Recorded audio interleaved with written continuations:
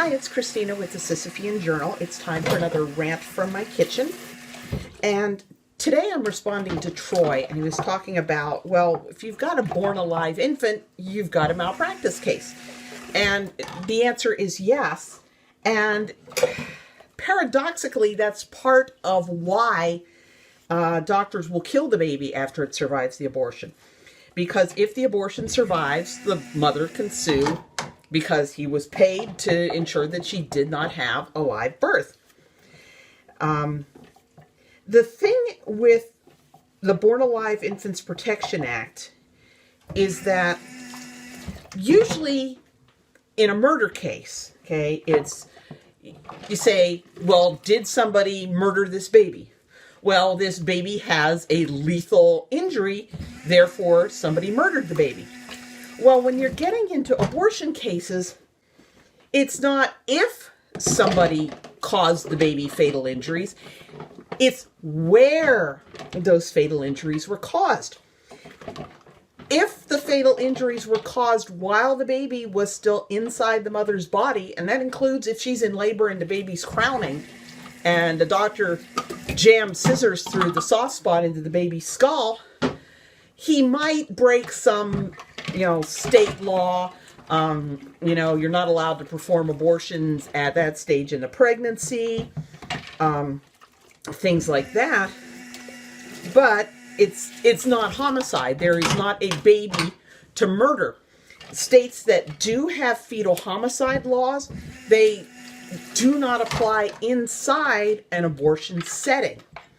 And that's to protect the woman's right to choose that she wants this baby dead.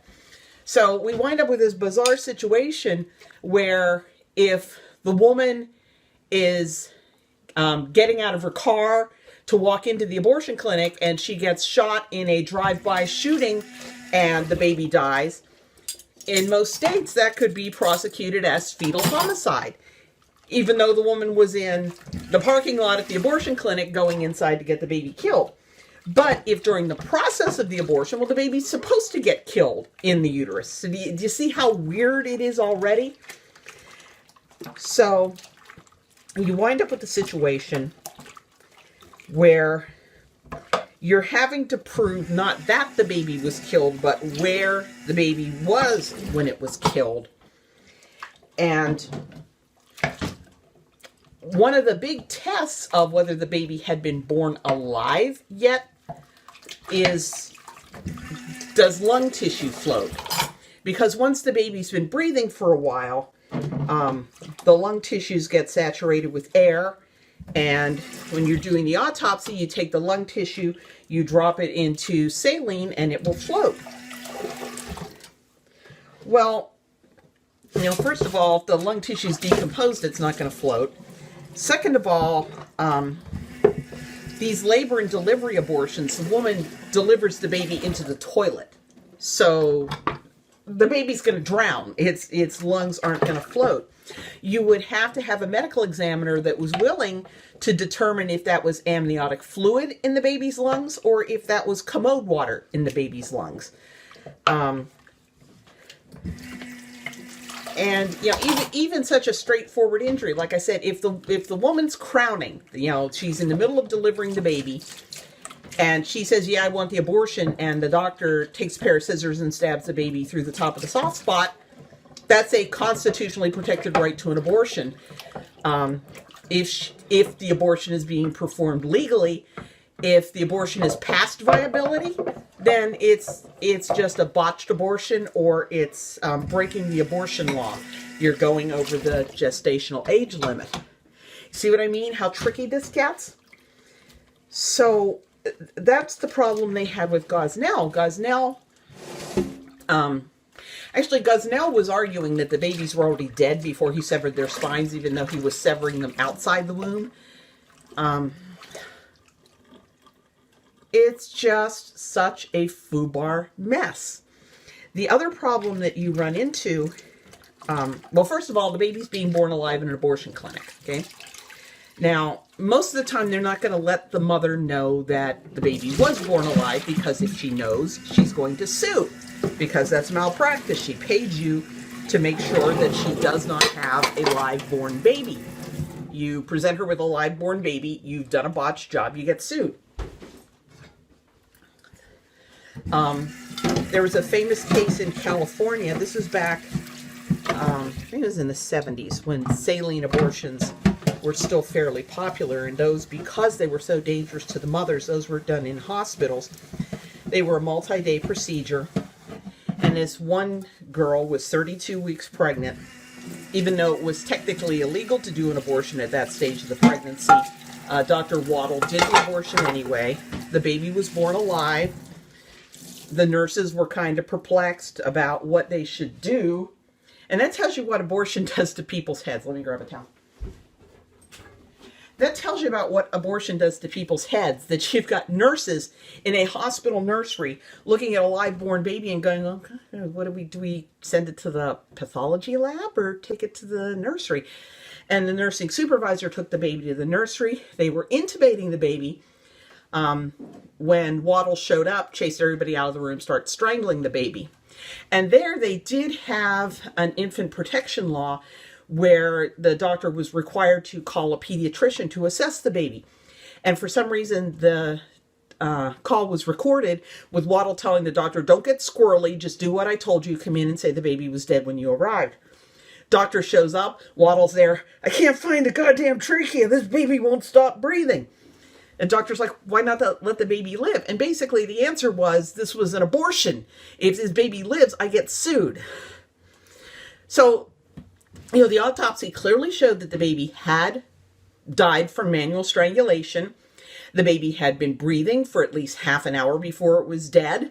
And the injuries from the abortion were not sufficient that the baby would have eventually succumbed anyway.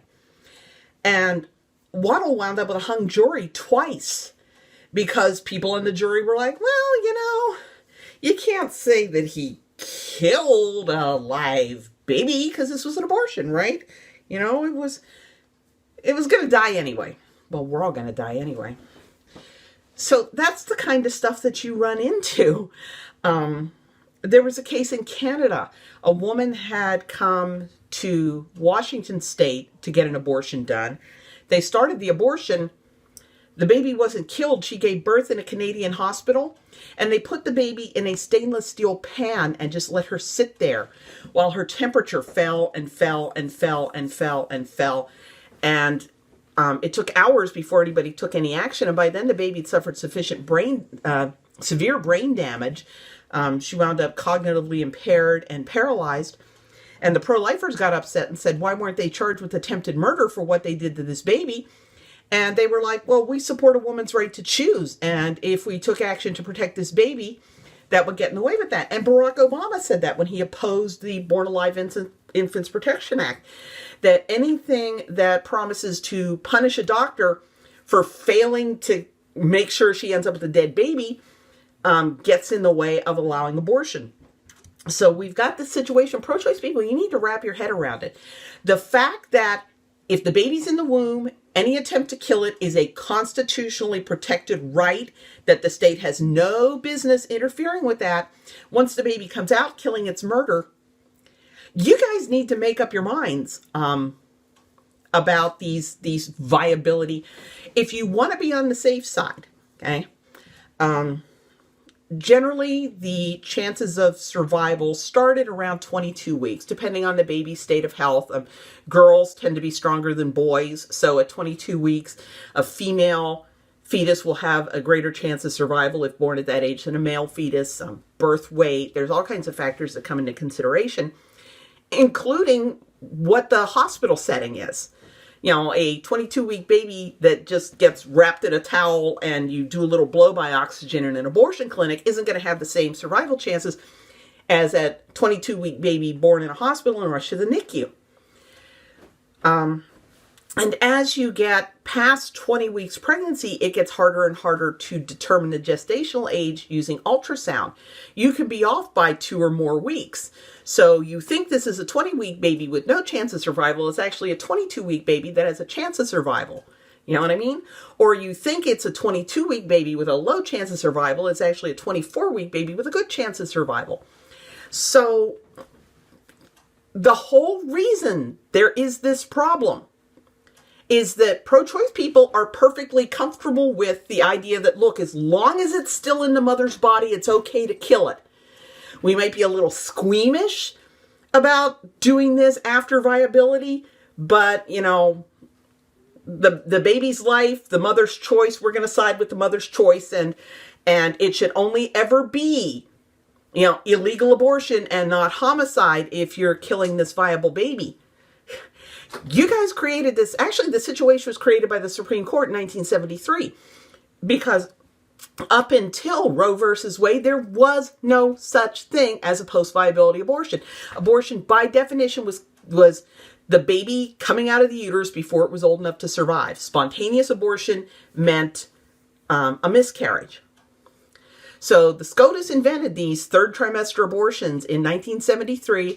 The pro-choice movement is like, yes, you have this absolute right to an abortion even when she's in labor. And that has been their stand all along. They kind of rolled over and played dead with Planned Parenthood v. Casey, because that was when little Anna Rosa Rodriguez was born maimed in New York. Abu Hayat had ripped the baby's arm off at the shoulder, and then the mom went into labor and delivered this 32-week baby alive and maimed.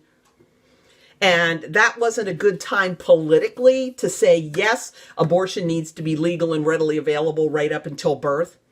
But, you know, the whole Abu Hayat thing has faded. Plus then we had the Kermit Gosnell thing, where this guy went on trial for his life for killing babies that came out alive. And he's not the only doctor who was doing this. Okay? They're doing this. They're killing babies in abortion clinics that were born alive, and they are scared to death that somebody's going to catch them and they're going to go on trial for their lives. Pro-choicers need to make up their minds. Are they comfortable with babies being born alive and killed?